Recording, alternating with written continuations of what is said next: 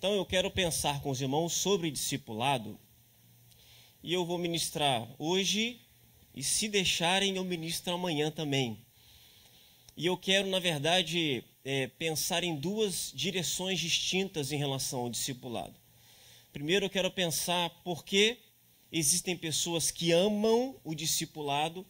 Isso é muito importante porque às vezes a gente está em uma convenção que tem abraçado o discipulado. A gente vê muitas igrejas do estado vivendo, respirando o discipulado. Mas talvez tem gente que fica meio pelo caminho nesse sentido, sem entender muito bem por que é tão importante, por que a gente não pode continuar sendo aquela igreja de alguns anos atrás, por que a gente tem que passar por um processo de desestruturação ou reestruturação de uma igreja. Então eu quero pontuar aqui algumas coisas importantes, algumas razões porque muitas pessoas amam o discipulado, porque muitas pessoas não conseguem olhar para a igreja sem pensar na missão de fazer discípulos. Então eu quero, de alguma forma, nivelar aqui o nosso auditório. Talvez algumas coisas que eu vou colocar, pelo menos hoje, sejam um pouco óbvias para alguns de vocês, mas é importante que todos nós tenhamos ciência da importância, do valor do discipulado. E amanhã eu pretendo falar um pouco sobre por que algumas pessoas não gostam do discipulado. Por que algumas pessoas têm resistência ao discipulado. É óbvio que não é ao discipulado bíblico, mas à prática de discipulado que nós temos visto na igreja atual. E eles também têm as suas razões. E eu quero hoje, então, pensar um pouco mais na parte positiva e amanhã a gente pensa um pouco na parte negativa, tentando enxergar biblicamente o discipulado e entender o que de fato Deus projetou para o discipulado e como deve ser a nossa dinâmica de discipulado. A primeira razão por que existem pessoas que amam o discipulado é porque o cerne da grande comissão é o fazer discípulos. Você pode abrir a sua Bíblia em Mateus capítulo 28, versículo 19, versículo 20, que é um texto bem conhecido. Mateus capítulo 28, 19 e 20.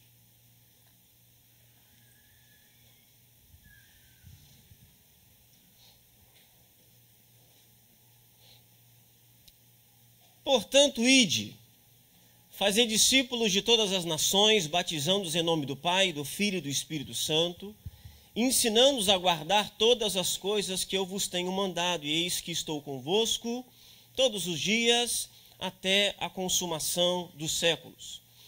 Quando a gente olha para esta passagem bíblica, para esses dois versículos no original grego, a gente vai perceber que dos 4 verbos aí importantíssimos, 3 deles não estão no imperativo.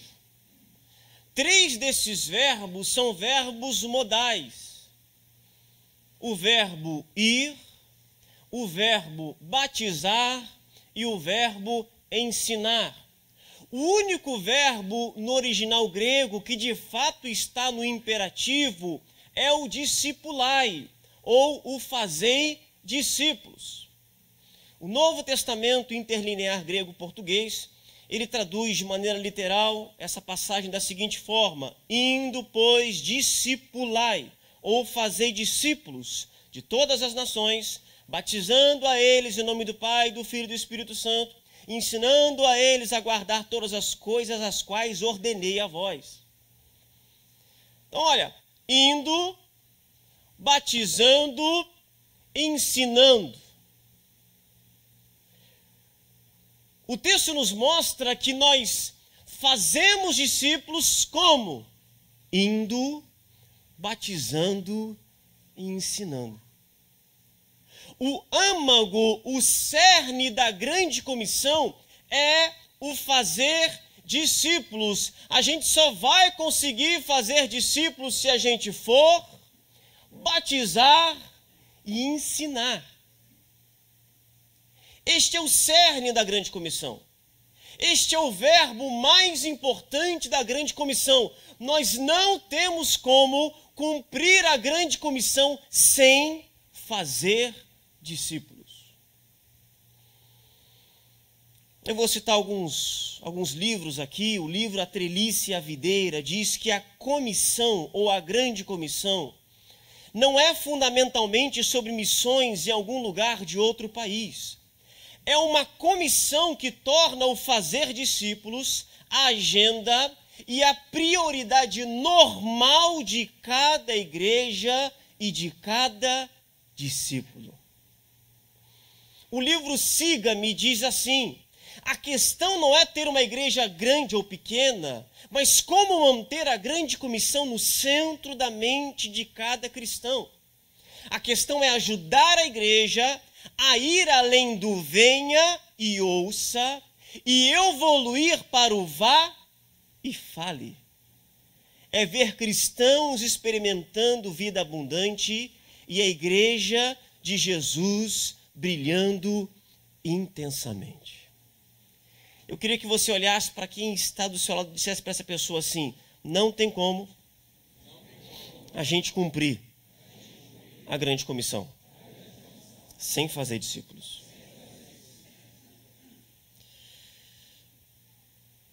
A segunda razão porque existem pessoas que amam o discipulado é porque é incorreto, por que não dizer desumano, abandonar novos convertidos à própria sorte em um templo evangélico.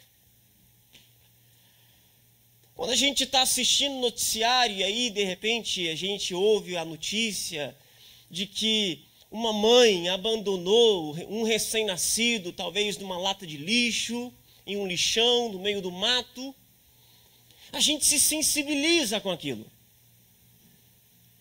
O problema é a gente não se sensibilizar com o fato de muitos novos convertidos serem abandonados logo após o seu novo nascimento.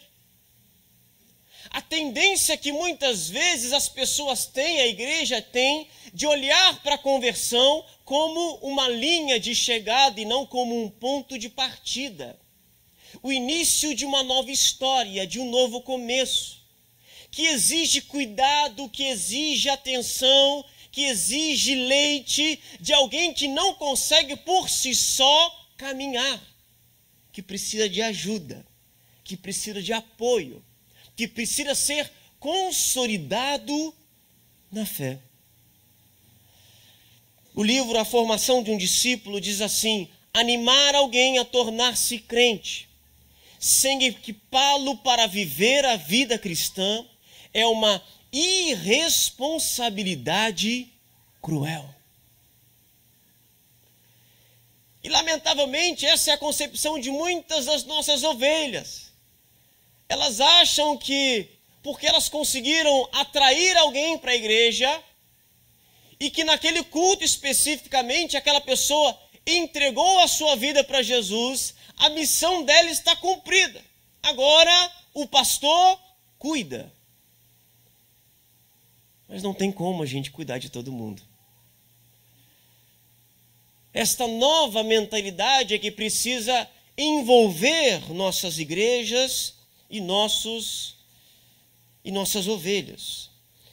Dawson Trotman, ele disse: você pode levar uma pessoa a Cristo entre 20 minutos a 2 horas, mas leva 20 semanas a 2 anos dar-lhe o acompanhamento adequado.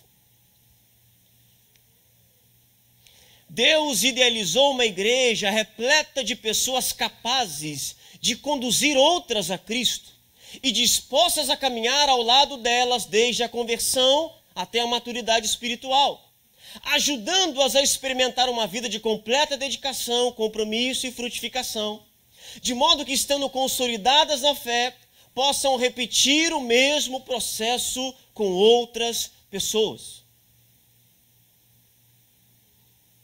As pessoas que amam o discipulado entenderam já essa realidade. E a visão delas mudou. E é por isso que elas se tornam fomentadoras do discipulado, porque elas percebem que nós acabamos perdendo muitas pessoas por falta de acompanhamento, de orientação, porque não são devidamente consolidadas. E aí nossas igrejas se transformam em grandes rodoviárias em que muitas pessoas entram, enquanto muitas pessoas estão saindo. Terceira razão, porque é extremamente ineficaz se limitar a lançar granadas de verdade sobre a vida das pessoas.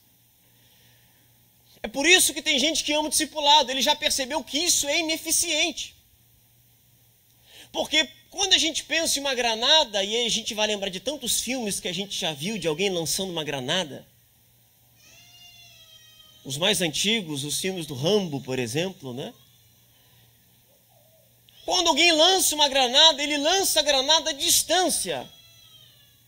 E logo após lançar a granada, ele corre, ele se afasta, ele se isola para não ser atingido pelos destroços. E muitas vezes tem muita gente que exerce o ministério assim. Ele exerce o ministério à distância. Eles desejam cuidar de vidas de uma maneira que não exija um grande sacrifício pessoal. Eles lançam granadas de verdade sobre a vida de outras pessoas e correm como se já tivessem cumprido o seu chamado. Eles exercem o ministério buscando apenas uma decisão visível. Que a pessoa levante a mão reconhecendo Jesus. Que ela faça aquela bendita oração e pronto. Eu me lembro que uma vez havia alguém conhecido da igreja que havia falecido, e era um adolescente. Você sabe que morte de adolescente, de criança, é uma coisa que causa muita comoção. E aí eu fui lá prestar solidariedade também para fazer o ato fúnebre, e de repente chega um outro pastor, que eu conheço ele, já conhecia. E aí então eu descobri que aquela pessoa que havia morrido não era membro daquela igreja, mas tinha um vínculo, algum tipo de vínculo com aquela outra igreja. Eu falei: pastor, então você faz o ato fúnebre? Ele falou: não, vamos fazer juntos então. Então a gente decidiu que eu ia começar o ato fúnebre e ele ia terminar. E aí de repente eu fiz a primeira parte, passei para ele, ele fez a segunda, começou a fazer a segunda parte.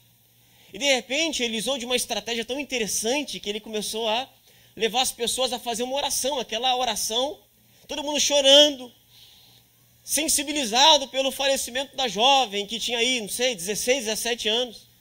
E as pessoas começaram na sua oração a declarar Jesus como o Senhor e o Salvador das suas vidas. E as pessoas foram repetindo aquela oração: eu entrego a minha vida a Jesus, eu me arrependo dos meus pecados. E eu fiquei olhando para aquilo e falei: mas eles não estão entendendo o que eles estão orando. E a sensação que eu tive é que depois da oração, quando todo mundo abrisse o olho, ele ia falar assim: peguei vocês são crentes agora, já era.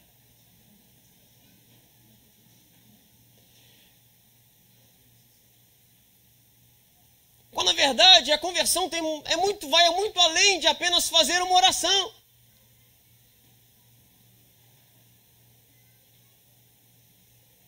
Vai muito além disso. Não existe discipulado genuíno sem proximidade, sem chegar junto, sem investir tempo.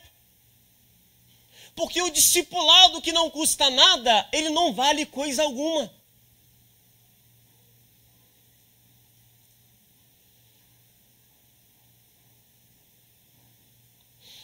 Howard Hendricks, ele disse: você pode impressionar as pessoas à distância, mas apenas de perto você pode impactá-las. Richard Baxter, um puritano, ele disse: o trabalho pessoal com indivíduos oferece a melhor oportunidade para gravar a verdade no coração deles. Quando podemos falar diretamente a necessidade específica do indivíduo e dizer ao pecador o mesmo que disse Natan para Davi no aspecto pessoal: tu és um homem.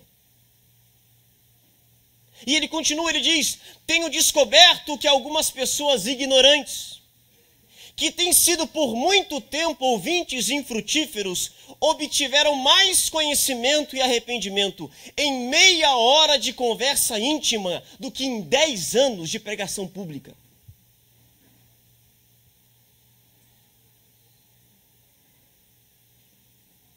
Quando a gente começou a trabalhar e começar o trabalho com discipulado, os grupos pequenos, as células, eu me surpreendi quando na terça-feira, o culto tinha sido no domingo, na terça-feira a gente começou a tentar falar sobre a pregação de domingo e ninguém lembrava da pregação de domingo.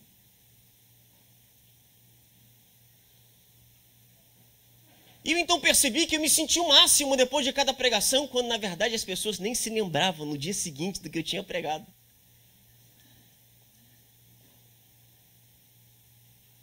Elas ouviam a palavra, assentiam com a palavra, mas não degustavam a palavra. Aí eu vou usar uma expressão bem antiga, que a gente não ouve mais, né? Elas não ruminavam a palavra. E se na terça-feira elas já tinham esquecido da pregação de domingo, isso significava que aquela palavra não mudaria em nada a vida delas. E para mim foi uma descoberta perceber isso e entender que as pessoas precisavam ser treinadas a ouvir a palavra, elas precisavam ser treinadas a ruminar a palavra e elas precisavam ser treinadas a aplicar a palavra de Deus. Elas precisavam de pessoas que estivessem ao lado delas, ajudando elas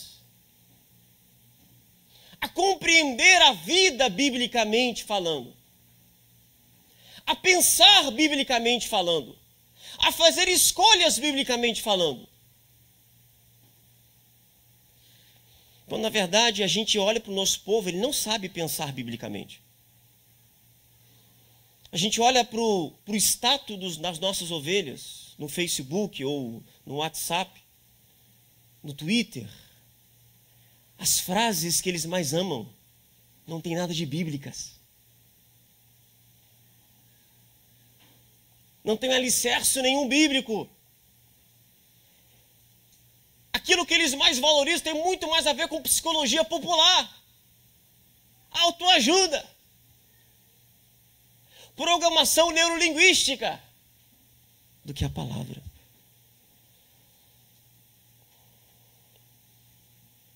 Fala comigo assim: só existe impacto real na vida das pessoas quando há uma disposição legítima de se entregar em benefício delas.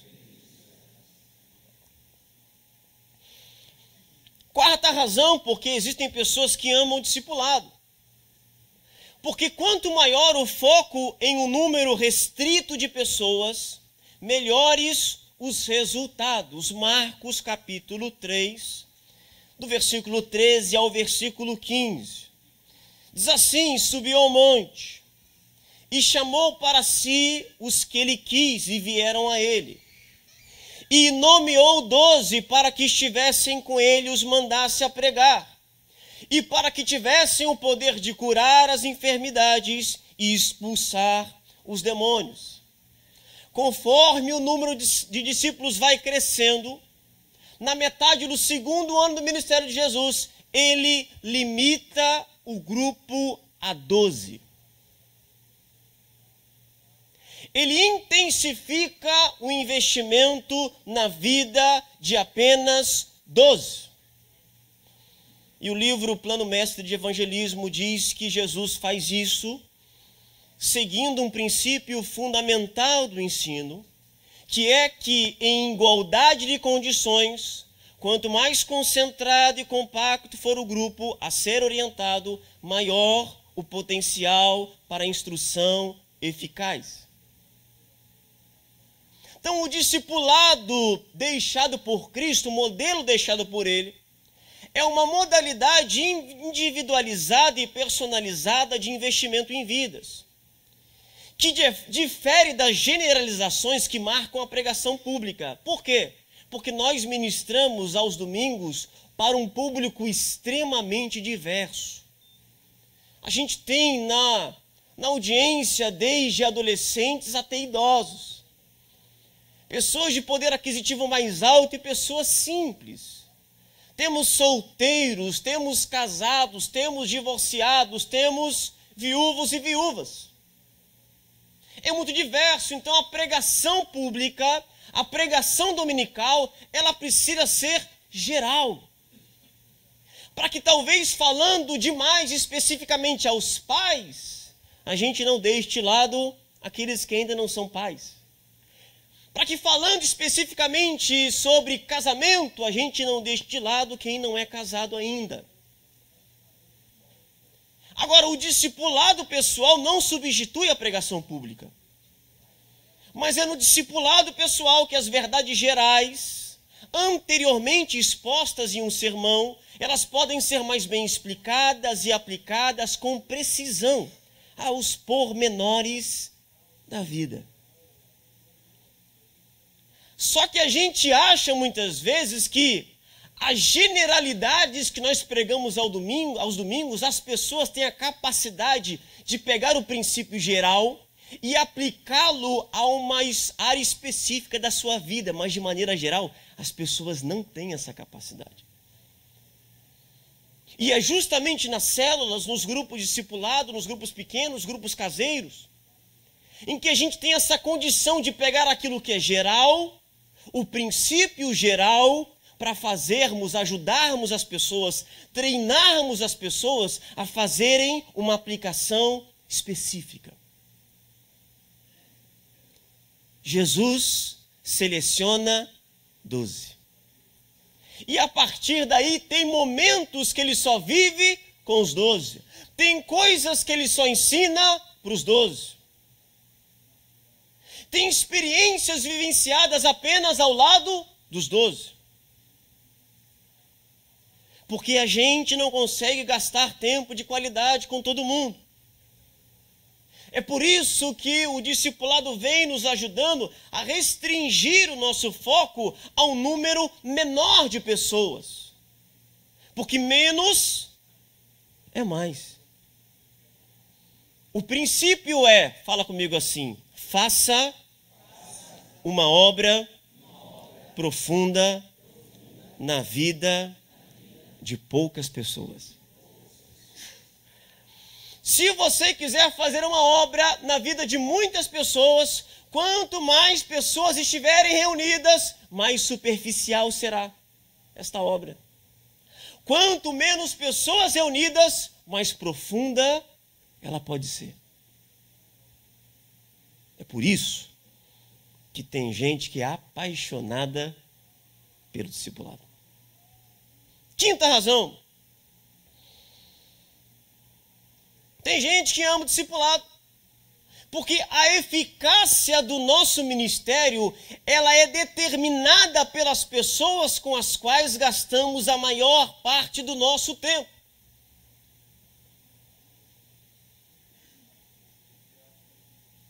Eficácia ministerial tem a ver com o tempo e tem a ver com as pessoas com as quais gastamos esse tempo. O livro Líderes que Permanecem,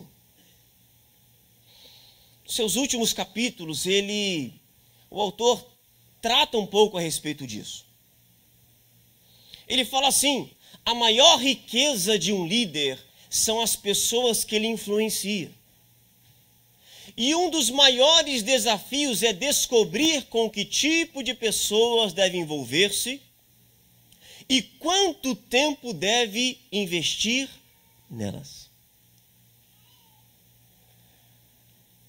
Como disse o pastor Jetro antes, as pessoas não vêm para nos ajudar em nosso ministério. Nós é que estamos ali para ajudá-las a exercerem o seu próprio ministério. E tem muito ministério que é ineficaz porque o pastor não tem critério na administração do seu tempo. Porque literalmente ele está gastando tempo demais com as pessoas erradas. E o autor desse livro diz: uma das coisas que pode tornar um líder ineficaz é passar muito tempo com as pessoas erradas. Isso tem tudo a ver com discipulado, irmãos. Discipulado não é um modelo que a gente adota na igreja e bota o povo para fazer. A visão discipulado começa a revolucionar até a maneira como nós administramos o nosso tempo. E a maneira como nós investimos e em quem nós investimos o nosso tempo. O autor diz: a nossa capacidade de alcançar objetivos e realizar a visão que Deus nos deu é drasticamente afetada pelas pessoas que lotam nossas agendas de compromisso.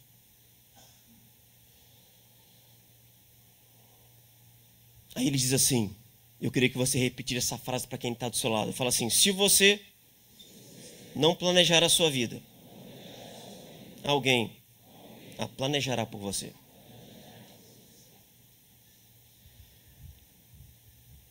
A gente se torna reativo, a gente vai só reagindo à igreja, aos problemas que as pessoas trazem para nós. Mas o autor fala assim: eu sou lento e cauteloso quando se trata de concordar em passar um tempo significativo com uma pessoa. A necessidade dela não é o ponto que me interessa. Só porque alguém tem uma necessidade, não significa necessariamente que sou eu quem deve atendê-la. Pastor, o seu tempo é extremamente precioso. Tem coisas que às vezes nós fazemos que um diácono poderia fazer, que um presbítero evangelista poderia fazer, que um pastor auxiliar poderia fazer, mas tem coisas que somente o pastor da igreja pode fazer, que é a formação de líderes, que é o discipulado de líderes.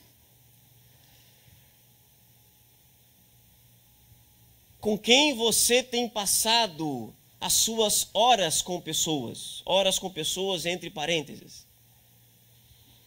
Um líder precisa passar a maior parte das suas horas com pessoas, se reunindo com discípulos famintos por treinamento e não aconselhando pessoas que exigem muita atenção.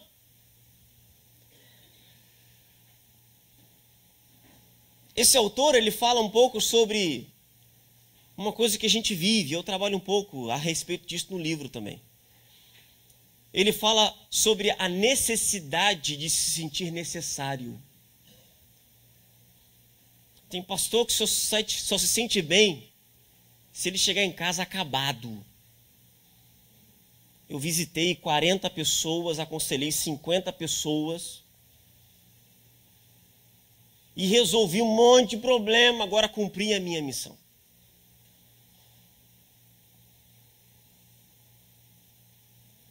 E aí nos dá uma falsa sensação de que a gente está cumprindo o nosso chamado. Parcialmente sim. Mas talvez aquilo que é o mais importante da nossa posição como pastores, nós não estamos cumprindo. O livro A Treliça e a Videira também fala um pouco a respeito disso. O autor fala assim: se o ministério em nossa igreja estiver baseado em reagir aos problemas que ocorrem às pessoas, muitas pessoas não receberão nenhuma atenção por uma única razão: porque elas são mais reservadas. Não, pastor, eu sou um pastor. Onde tem necessidade eu tenho que estar. Eu oro por todo mundo, eu aconselho por todo mundo, eu visito todo mundo. Só que mesmo seguindo essa lógica que parece muito correta, a gente, quando faz isso, acaba gastando tempo com pessoas que não são tão reservadas. E as pessoas mais reservadas em compartilhar seus problemas acabam não recebendo de nós atenção absolutamente nenhuma.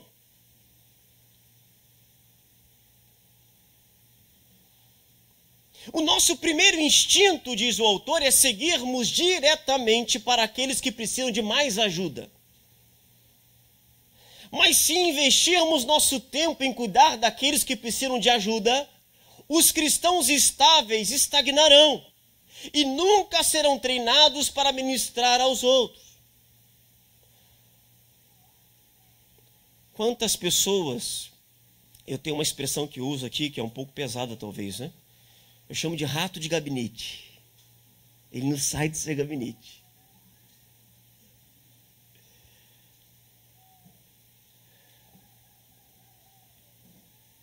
Passa a semana, é um problema, depois outro problema. Pessoas que vão sugando todo o nosso tempo. Você aconselha, você orienta, passa um tempo, acontece tudo de novo.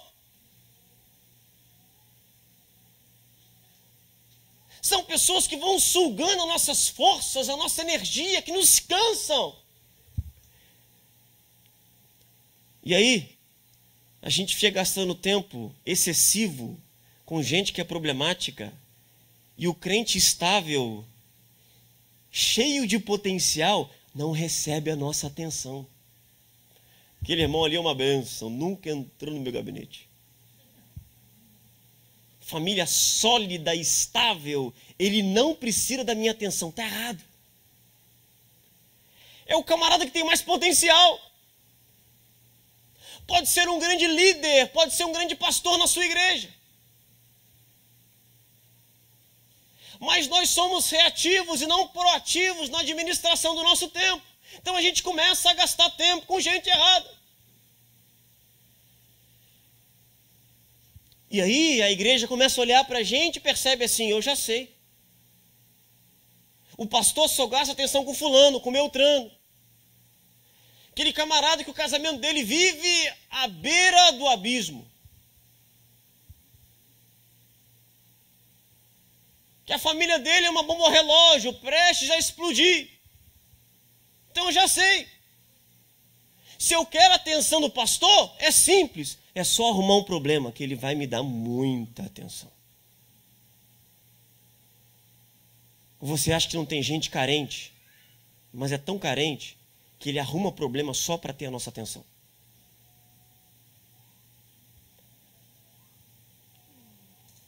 Mas tem gente cheia de potencial que às vezes passa despercebido nos nossos olhos na igreja, mas são com essas pessoas que a gente tem que gastar mais tempo, investir profundamente, porque todo o processo de crescimento da igreja, de formação de uma liderança, de discipulado implementado, tem a ver com essas pessoas.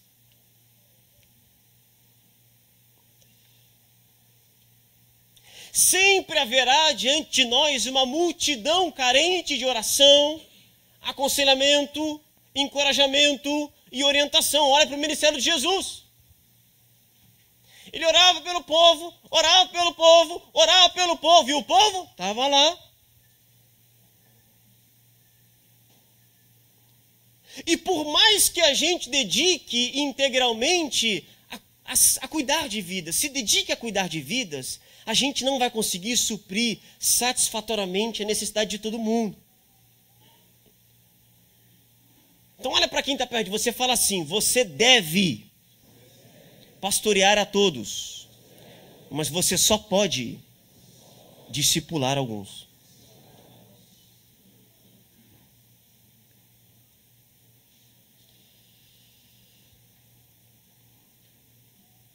Então Jesus, como bom pastor, cuidou das multidões, mas tinha hora que Jesus só queria ficar com os discípulos.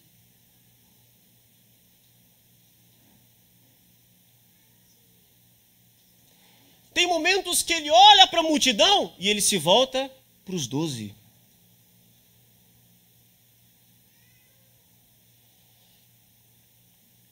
Por isso, seja estratégico na hora de decidir quem ficará com uma parcela mais expressiva de seu tempo.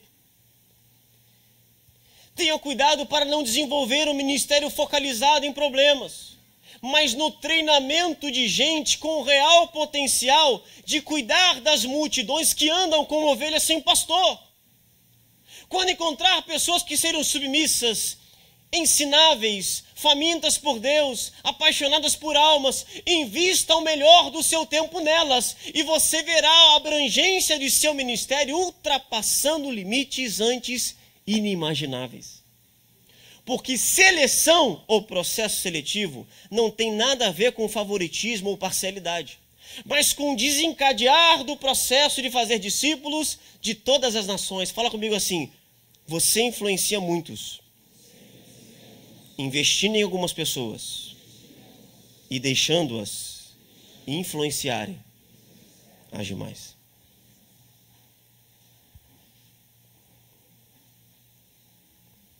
Sexta e última razão, porque existem pessoas que amam o discipulado. E essa razão é bem óbvia. Porque o crescimento por multiplicação é mais eficaz do que o crescimento por adição. Reprodução por adição é quando alguém procura levar o maior número de pessoas a Cristo. Mas por multiplicação é quando alguém procura levar uma pessoa a Cristo, para depois inculcar nela o coração e a habilidade de levar outros ao Senhor e depois treiná-los para repetir o processo. Quando o padrão se mantém, há uma progressão geométrica que multiplicará rapidamente o número de discípulos. Eu sei que a gente poderia falar de tantas outras razões, mas são 6 razões. Porque tem gente que ama o discipulado. 6 razões porque nós deveríamos amar o discipulado. Porque quem olha para a igreja e não consegue olhar para a igreja e pensar na igreja sem ver o discipulado está certo. Isso é bíblico. Não tem outra saída, não tem outro escape. Mas eu preciso fazer um alerta.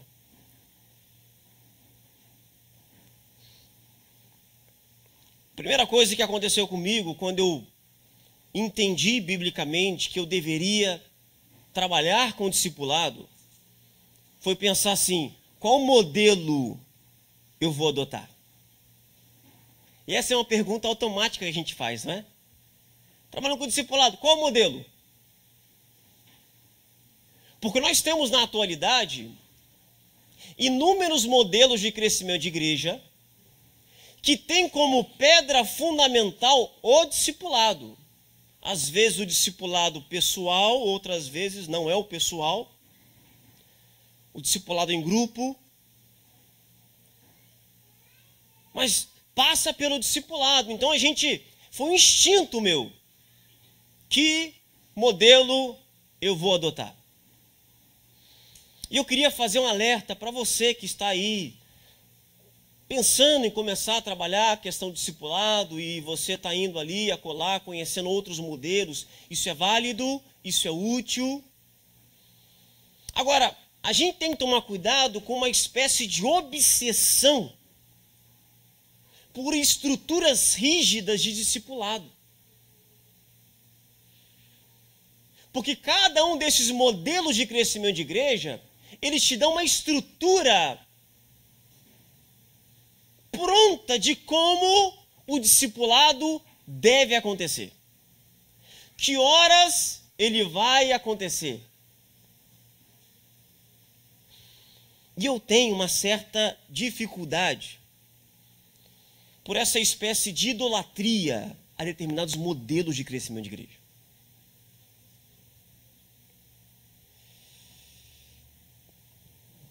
Quando as pessoas começam a dizer, esta é a visão de Deus.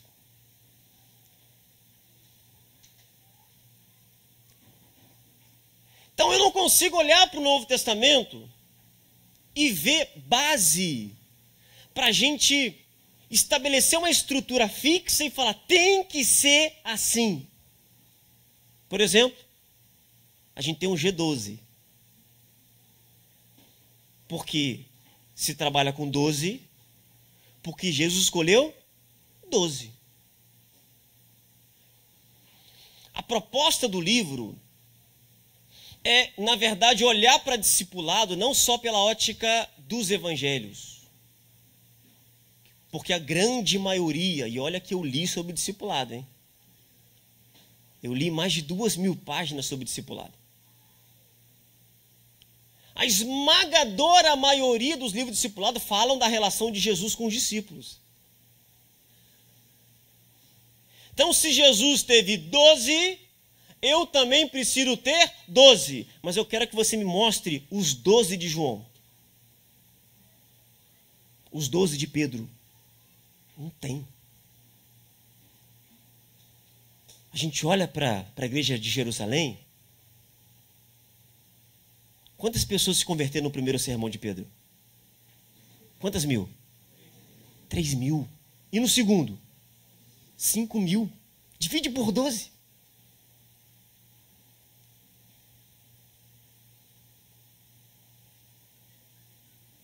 Esse é um problema. A gente quer entender o negócio e dizer exatamente como ele tem que funcionar. Mas a gente não tem nenhuma base no Novo Testamento para mostrar que os 12 cuidavam de um número determinado de pessoas para dar continuidade à obra do ministério. Até porque Jesus cuidou de 12, porque o 12 é um número especial.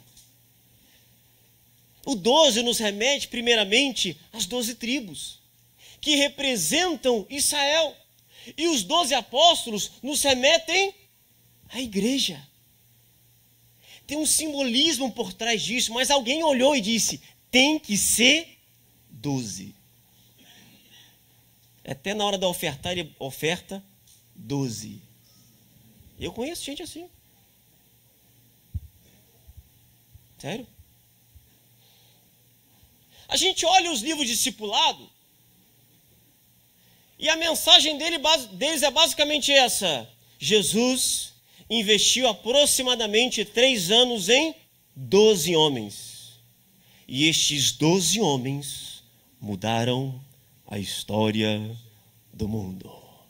Falta só aquele... Tchan, tchan, tchan. Só que tem uma coisa. O apóstolo que mais influenciou a igreja não fazia parte dos 12. E ele nem foi o substituto de Judas. E aí? Então, irmãozinho, tem que tomar cuidado. Discipulado é lindo. Discipulado é uma benção. Mas o problema é que a gente tem uma necessidade excessiva por estrutura. Aí a gente reclama das igrejas de modelo tradicional, engessadas. Aí a gente cria uma nova estrutura fixa de discipulado. Será que a gente vai conseguir viver esse negócio aí, irmãos? Que está bombando ao longo de 10, 15, 20 anos?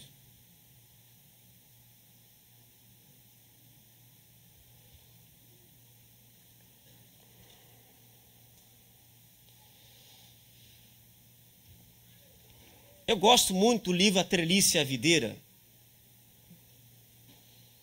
porque ele faz um paralelo bem interessante com a igreja. A ideia basicamente é essa. A videira representa a igreja. Só que você sabe melhor do que eu que uma videira, ela é uma trepadeira. Ela precisa de uma estrutura para se desenvolver, que é a treliça. Sem estrutura, a videira não se desenvolve. Então, os autores desse livro, A Treliça e a Videira, vão dizer que, de fato, a videira é a igreja. Eles falam assim, a obra fundamental de qualquer ministério cristão é pregar o evangelho de Jesus Cristo no poder do Espírito de Deus e ver pessoas convertidas, mudadas e crescendo para a maturidade desse evangelho. Essa é a obra de plantar, fertilizar e cuidar da videira.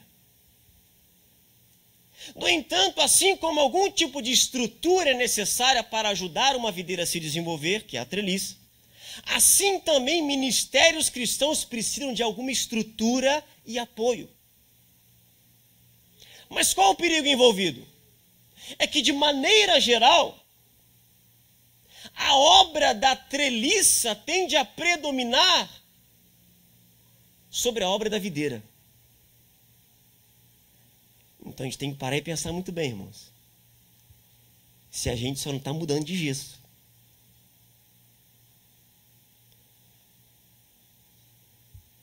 Quando a estrutura se torna mais importante que a própria videira. E o autor fala assim: um cristão apresenta uma verdade da palavra de Deus a alguém, orando para que Deus faça a palavra produzir fruto por meio da obra interior do Espírito Santo.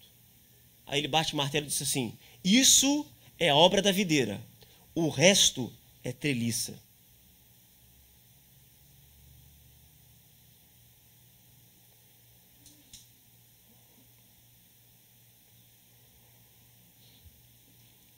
O que eu tenho aprendido? O que todo mundo fala, e é verdade. A igreja precisa ter dois focos. Os dois S. O é da edificação e o é da evangelização.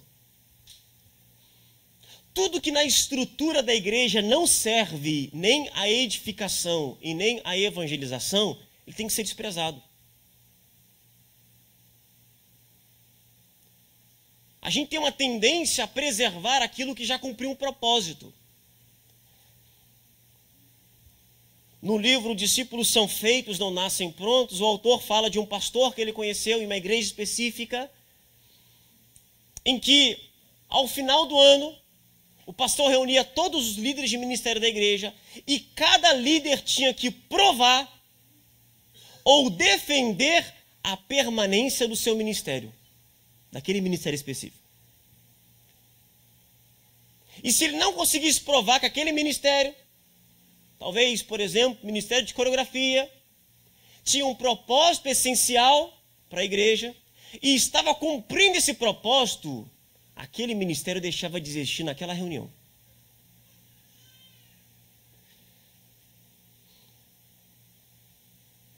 Eu acho que é um pouco do que o pastor falou ontem, né?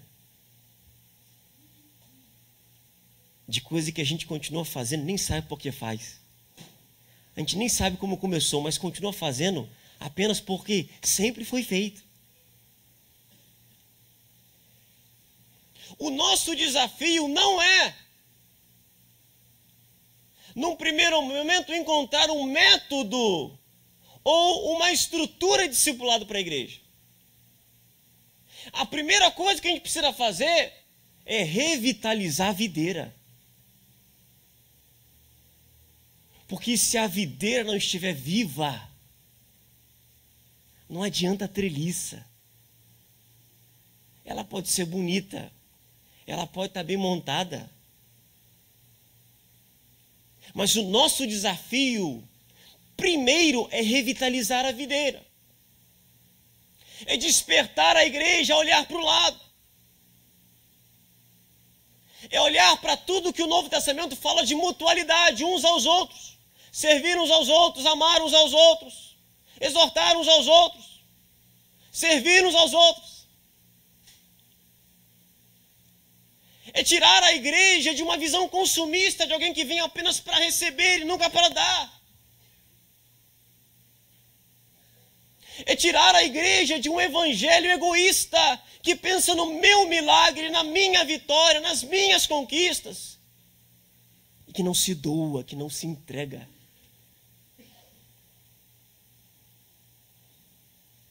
É ajudar a igreja a voltar a entender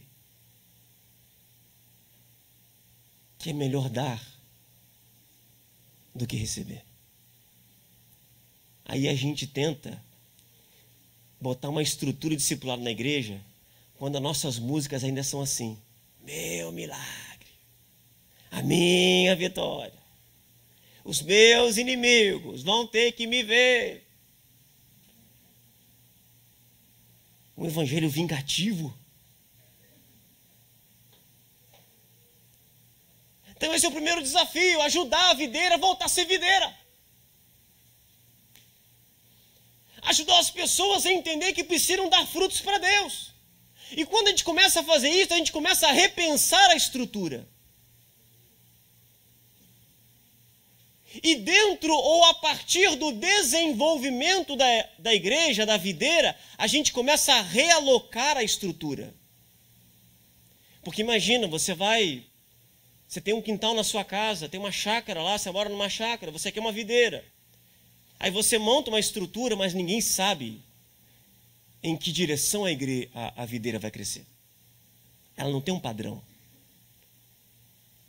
Há uma certa desorganização, ou melhor, há uma certa espontaneidade na videira. Você pode montar uma estrutura para um lado, de repente a videira vai crescendo, vai se desenvolvendo, e ela vai crescendo para o outro lado. Aí o que você vai ter que fazer? Você vai ter que desmontar a estrutura que estava numa direção e realocá-la para outra direção, seguindo o desenvolvimento da videira, para que a videira não pare de crescer, de se desenvolver. Então não é a videira que está a serviço da treliça, é a treliça que serve a videira. Para mim isso é discipulado. Ainda que o discipulado tenha uma estrutura para que ele possa se desenvolver, ele tem que ter espaço para espontaneidade. Para aquilo que o Espírito gera no meio da igreja. Para os ministérios que vão sendo despertados dentro da igreja.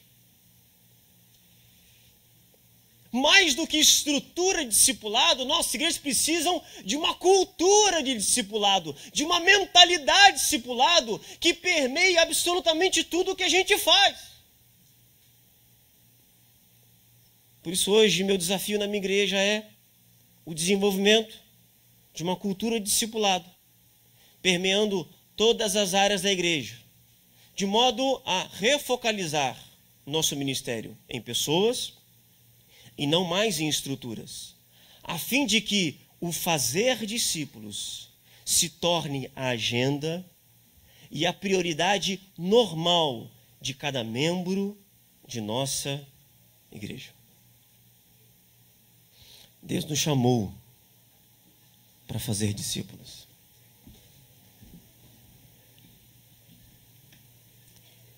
E meu desejo nessa manhã era, porque mesmo que eu sei que o Estado, de maneira geral, tem olhado com carinho para o discipulado, tem valorizado o discipulado, talvez havia alguém no meio dessa multidão, um pouco perdida. Por que é tão importante isso? Por que esse pessoal está tão apaixonado por esse negócio? Eu quis mostrar para você algumas razões bíblicas, práticas, porque não tem como ser igreja sem fazer discípulos. Ao mesmo tempo, eu trouxe um primeiro alerta para você. Tome cuidado. Porque às vezes a gente tem uma bela estrutura, mas a gente não consegue levar a igreja a ter de fato um sentimento, um amor. A gente pode transformar a igreja em uma grande competição por quem vai ganhar mais almas para Jesus. Tem gente que pensa assim, pastor, não tem nada a ver. Eu acho que tem. Porque para mim, motivação é tudo na vida. A gente pode ter uma igreja que cresce, mas com um monte de gente que dentro do coração quer ser melhor do que a outra. Quer aparecer mais que a outra. Quer ter mais evidência que a outra. Os fins não justificam os meios. Mas os fins, eles precisam regular os meios. Então a gente precisa de uma mentalidade de discipulado. De uma cultura de discipulado. De levar a igreja a entender o que é discipulado. A amar o discipulado. Mas não só lançar isso para a igreja, mas olhar para o nosso ministério como pastores, como líderes. Para que essa visão de discipulado permeie nosso coração. A gente não pode fazer acepção de pessoas. A gente vai pastorear todo mundo. Mas a gente tem que escolher, selecionar um pequeno grupo para investir na vida deles. Porque essas pessoas, cuidadas, orientadas, são uma potência na mão de Deus para cuidar das multidões que andam sem pastor.